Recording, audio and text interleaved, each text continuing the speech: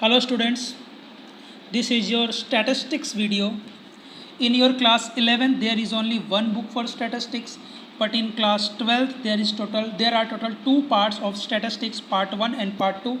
This is your part 1 book.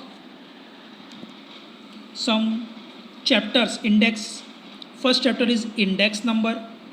Second one linear correlation. Third one linear regression, and fourth one time series. Okay, these four chapters are included in your part 1 statistics books of class 12. In part 2 there are total 5 chapters. In recent exams, your exam consisted 100 marks. In part 1 questions are 48 marks, or in part 2 question 52 marks. In part 2 48, total 100 marks are covered. Okay students, this is your first chapter in part 1, index number.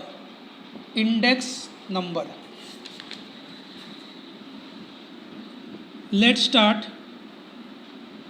So first of all, what is definition and meaning of index number? Price of an item, national income, supply, production, employment, unemployment, investment, import export, cost of living, population of country, birth rate, death rate vary continuously with time. Generally, the proportion and direction of these variations also keep changing. It is important to study the variation in the price and quantity of an item with respect to change in time. The planning for the future can be suitably done for the knowledge of this change. The changes take place in the values of the variable at two different time periods can be measured by two following method of absolute measure and method of relative measure. Price of an item like clothes, groceries, grains like wheat, rice, oil.